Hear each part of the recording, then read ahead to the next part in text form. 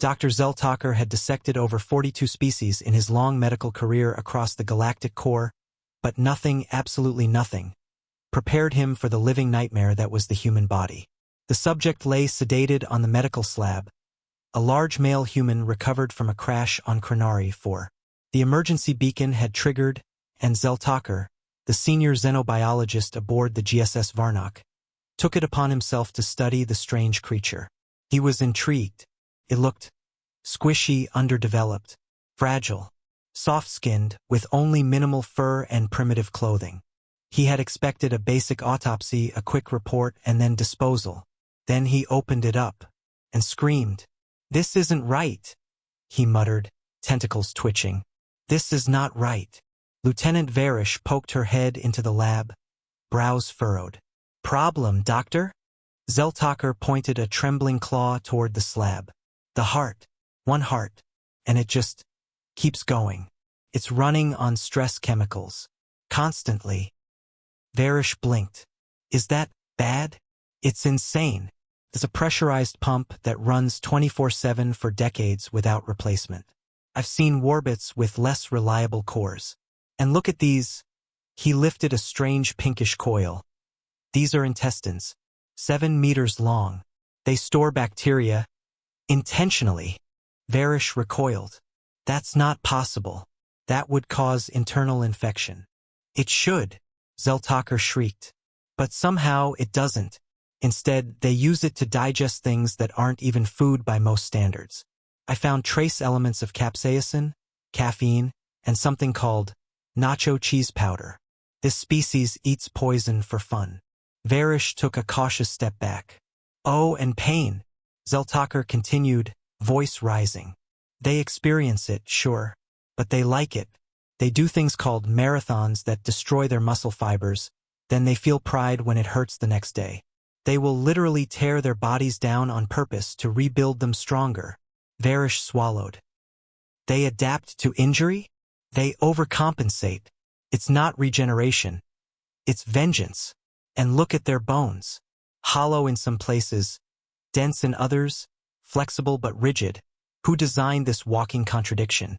He activated the scanner above the human's head. The screen lit up with a flurry of electrical activity. "And this," Zeltalker bellowed, pointing at the display.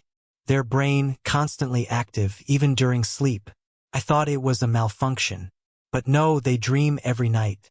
Voluntary hallucinations. Sometimes they fight in their dreams." "Doctor, are you saying they train in their sleep?" "I don't know what I'm saying anymore. I've seen creatures evolve venom, claws, wings. But this species evolved stubbornness. Do you know their healing factor triples under emotional duress? They've been known to stay conscious after losing limbs."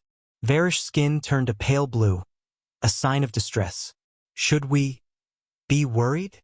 "Oh, we should have been worried centuries ago." Zeltalker began pacing.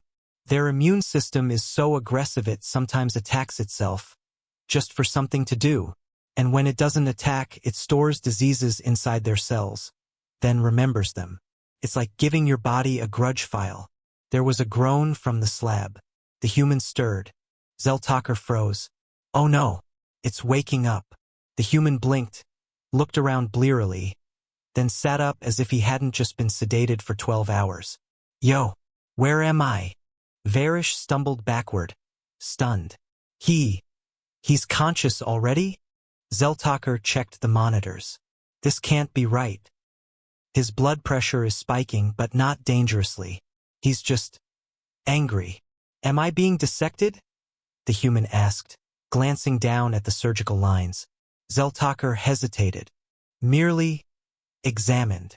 The human looked at the alien doctor, then cracked his knuckles, each joint popping like distant gunfire. "That's gonna be a problem." Varish raised her sidearm. "Careful, human." The human stood up without help. "Relax. I just want my pants and maybe a sandwich." "How are you even standing?" Zeltalker gasped. The human grinned. "You really have no idea what we're made of, do you?" Zeltalker turned slowly toward Varish. "We have to update the galactic registry. Immediately. Humans are not Class 5 threats." "What are they?" she whispered. The human stretched, bones cracking. Class 0, you know. The kind you shouldn't mess with at all. Zeltaker activated the emergency comms. All ships, this is Dr. Zeltaker of the Varnok. Be advised, Homo sapiens are to be avoided at all costs. They're made of meat, caffeine, unresolved trauma, and spite.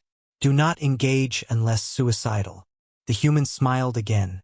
And if you think this is weird, wait till you meet my mom.